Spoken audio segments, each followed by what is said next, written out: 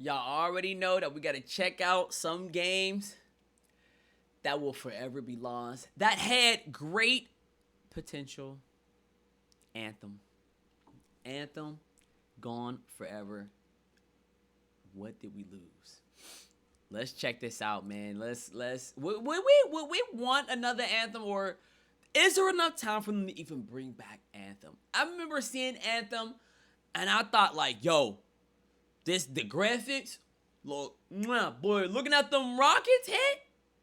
Boy, you got 3 different types. Even like the combat looked as smooth as butter. You had all those colossal things and those big giant titans ready to fight. You had your boys running with you. You had about what, 3 to 4 people on one map getting busy collecting, and it just died. I know the story was, it was a complete mess, but the gameplay of what happened on what really happened on why Anthem just could not break the surface of everybody making it either become to that great game. Like, what happened, man? What really happened? This game ever again. Like, man, this looks so the good. are officially going offline. One of the sad realities of online games. Man. Once the servers go offline, it's done. All this art, this world, this experience, and this is what a lot of people don't understand. I think a lot of people don't even understand that. It's like, you can have a disc of the game but if the servers go offline, it's over. And I guess people are like, well, you get to play offline. You can play offline, but how much of that game do you got in you to play offline with no DLC, not playing with nobody, just you, and in hopes that it's an open world? Because if it's a campaign game, how many speed runs or runs you got until you find everything? If you don't find everything in that first playthrough, there's no way you're gonna, even if you have that copy, you may play back it again at some point, but most people don't play some of their games way back when, because everything upgrades. Like, unless you want to stay in that for 5 years and span of wanting to play that game, just that particular game with an old console. Like, I don't know. I don't know. Exist in what? YouTube history vaults of games. I don't never ever seen that type of animal. In case you're wondering, this game is called Anthem. This is EA and BioWare's 2019 attempt to steal Destiny's thunder. It had an insanely hyped reveal this game trailer looks showing so a freaking good, man. massive world, an insane Look at that.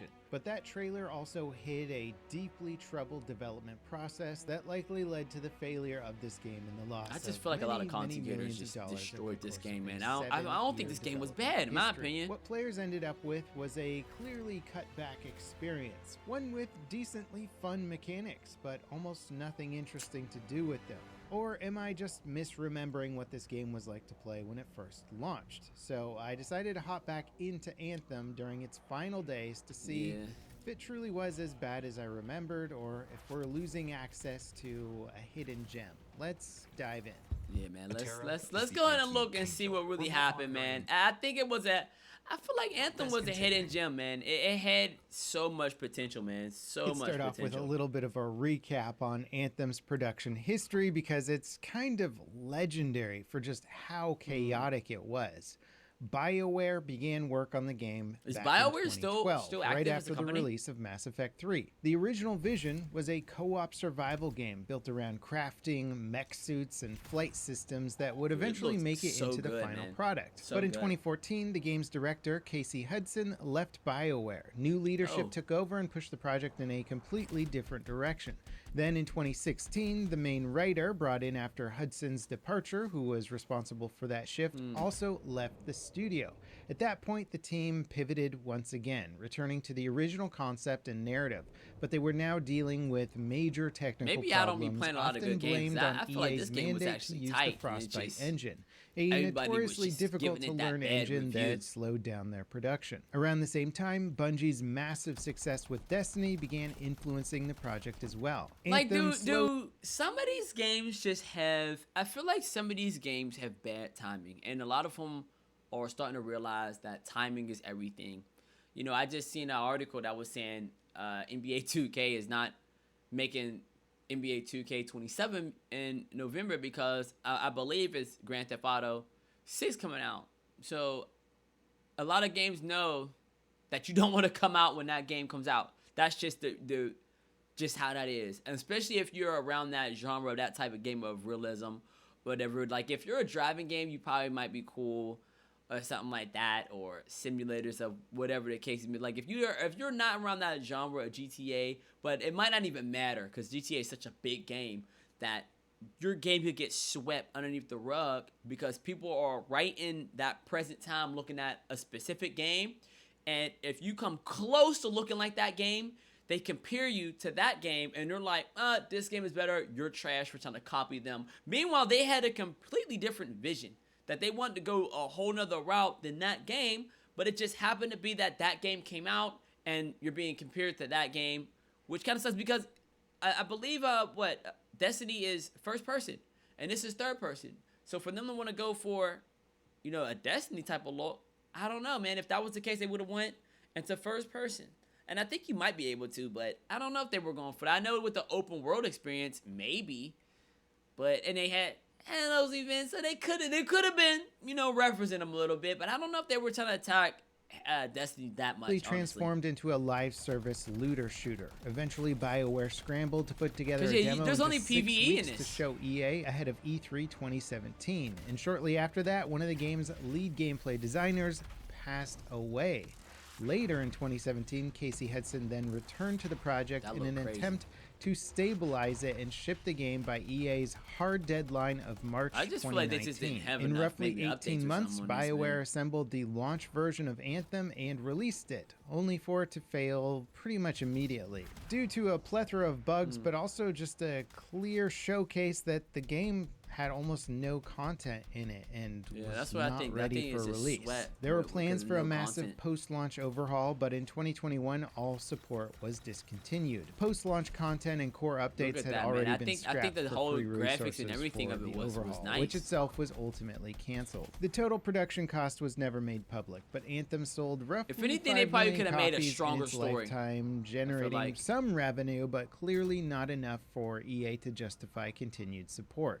So, with its troubled history aside, jumping into the game, it's not hard to see just where Anthem could have gone. Its gameplay actually has a lot going for it, backed up with spectacular visuals. Everything revolves around your mech suit, making it feel like Zone of the Enders meets Destiny. You can fly like a Gundam and rain destruction with weapons and abilities. Sure, it's kind of basic at its core, but when the combat, the movement, and the visuals all kind of click together, I love those special effects, man. I think that's like too where the special effects that they have for this game, man, and those like ultimate abilities. I enjoy a game that have ultimate abilities that have decent visuals. Because there be some that would have an ultimate and you'd be like, what the freak is going on? But when you see like this with Anthem, that one, because you got the 3 characters and they all had different abilities, that I think the one was like the Interceptor. And man, when you use that ability, I think you were able to move extremely fast. And it kept up for what it was supposed to keep up with. And then you had that big colossal one that when it shot these giant, I think it shot like maybe 1 to 3 big solid missiles, man. And then you had him. I think he was actually able to, I don't know if you were able to change his up or not. But I feel like, with that elemental, those hits, it looked BioWare crazy, man. Game. It looked so good. I legitimately had fun jumping back in, more than I remember the first time around. Probably because I was so hyped the first time around, expecting something fantastic, and was met with a unfinished game. Relearning the mechanics and moving through the opening missions delivers that Iron Man meets Pandora style power fantasy. The visuals are, of course, a main driver. Sure, it's a downgrade from the E3 2017 reveal, but what's here still looks incredibly good even many years later. If not for the repetitive environments, likely due to production issues and trying to make a freaking jungle as your main environment, Anthem would have stood out as one of the better looking games of its era. The main hub especially feels alive. I think that's what it was, man. What Anthem because it was such a fresh, and I said this before about some games, the games that don't have those strong backbones, meaning that when you have to create a story for a game, for a new game, you got to make sure that story is a sticking story, and it's a story that is worth telling, that if somebody were to If somebody were to ask you about the game, or you were to go ahead and tell somebody about a game, and you be using that game as a reference point, because you either have two options of what your game's gonna be. Either it's gonna be an example, or it's gonna be a warning. You ain't got, that's just one of the two that you want to roll with. Unfortunately, Anthem was that warning of don't make a game like this, of an open world special effect game with a terrible story. That if this story would have been pretty dope, I think Anthem would have survived, but it just wasn't a story that they could have kept building off of, and it just was like, nah, I don't want to know anymore else after playing the main story. Like, you just didn't want to. They work, you didn't even care. People repair gear and machinery, giving the fortress that classic sci-fi I think they were trying to vibe, survive like against somebody that was scrap metal mad and powerful, right? Engineers. I there really think that's is a what it wealth was. of visual detail to take in. And then you walk into crazy. the bar, cross an invisible line, and the bartender repeats the same few lines every single time. You can't even interact with him. It's very much like playing a work-in-progress game, where the bugs are so clear and obvious, and they just didn't have time to finish them. It's like a game that was aiming for only a minimum viable product and didn't even quite get to that point. You could almost think of it as a vertical slice, showcasing the first stage of what a larger game should be. The novelty of flying around like Iron Man feels a bit wasted on the world. That was probably the worst of it right there. The worst was when you were in that like lobby area where everybody's at, that whole it just was like, it was just dry, man. It didn't have, the interactions just felt just lifeless. It was just lifeless interactions, very man. few distinct or memorable. But when you got up in here, though, it got live. Caves to explore, but and it was actually tough. Combat, they're just the same tunnels repeated over and over again. The combat itself is also a bit one note. Enemies are bullet sponges with weak points for critical hits. They mostly stand still, soak up the damage, with very little effort put into flanking, positioning, or taking cover. I truly believe, man, that it was just a content. Low level of almost no content, no DLCs, that if they were able to go ahead and keep putting out some content, not give up on the project, they would have been fine. Because Destiny, if you were to still compare it with Destiny could be real, like, repetitive than a mother F. You have those strike ones, you have a strike playlist that you played, you had the elite one, I think you had the grandmaster ones, however that went. You played those, I think, every refreshing of the week when it had the new ones that you could get the special exotic if you complete it, or you was able to get some special weapon. Like, if they would have added stuff like this, and not to copy Destiny, but if they would have had things like raids, if they would have had things like those, those playlists of you going and doing all those different strikes and things like that, probably not like how Destiny's was, but if it would have had something around that era, would have kept you involved of like, okay, there's this gear, like you were able to go ahead and loot, because it was only looting. That's all they had. Destiny had PvP also to thrive off of, but if you're going to be PvE, you better make sure that if you're going to have that repetitiveness, in my opinion, if you're going to have that repetitiveness of shooting almost the same guns, you better have so much loot that the loot is worth going after.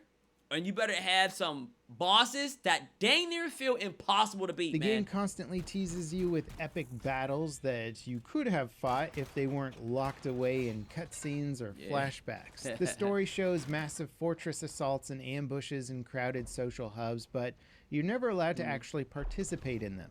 And Anthem's characters don't really help much either. They're mostly bland, techno-babble machines, piecing together a disjointed story about an ancient technology reshaping the world and forcing humanity into fortified cities. There are hints of a... Yeah, man, I think if they just would have had... What the freak is this? Yeah, I think... Oh, good lord. What is going on? Why is that a... What?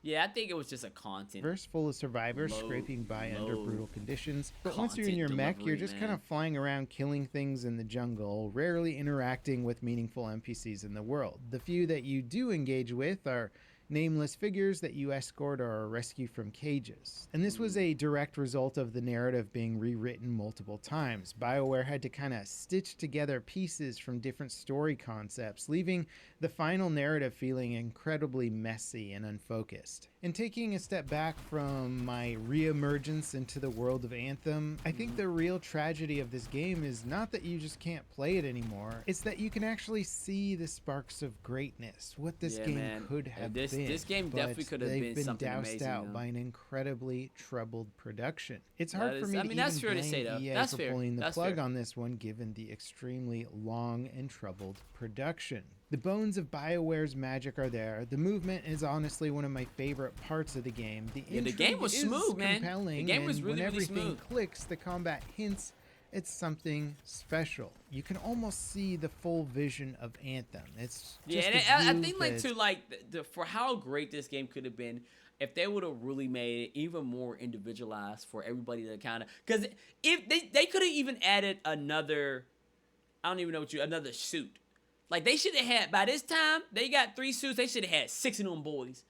And I think that would have been a good thing to add those, where it could have gave everybody like a different suit to play with, so you don't all feel like you're playing with probably the same overpowered suit.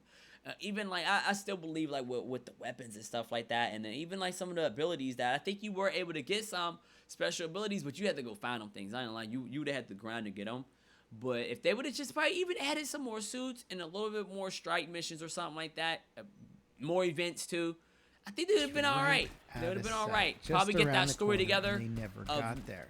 And I don't know how they would have got that story together, I'll be honest. Inspire me as much as they could, since they're also buried under the game's relentless disappointments and bugs. The deeper you go, the more it feels like you're being kept at arm's length from the best parts of the game. Whether that's because of EA's hard deadline or BioWare's own mismanagement, Anthem was never given the chance to fully become what it could have been. This could have been the next Mass Effect. Instead, it was a very pretty vertical slice showcasing a bigger game concept that players never really got to play. For all its flaws, Anthem is still a fascinating game that clearly had enormous talent and care poured into it by hundreds of developers. Man. I hope their work can somehow remain accessible beyond just video evidence. Perhaps someday the digital world will demand true ownership of digital products, and games like this will be required to have an offline mode or way of hosting your own server if the main ones go offline. I'd be curious to hear your thoughts on digital games and not really... I am curious to know, man, if they were to have Anthem, put Anthem probably in a lock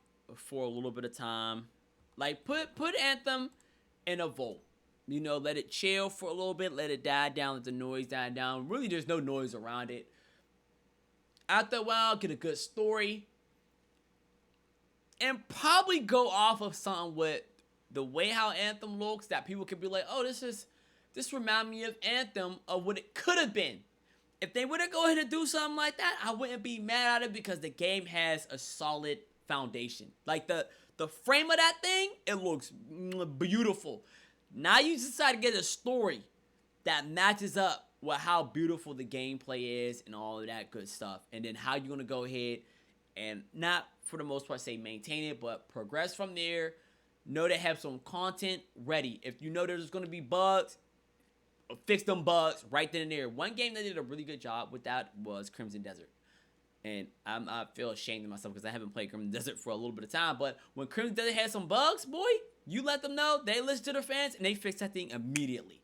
So, man, I think Anthem, if they were to go ahead and probably go ahead and do something with that, because it just will be a shame of how much work, at least the work that they did put in, for it to look as clean as it did, to just let that just die down, man. Let me know if y'all played Anthem, what y'all thought about it when it first came out. Did y'all play it until the end of time? Would y'all like it for a new remake or something like Anthem to come out? I know I would, man. That game was tight.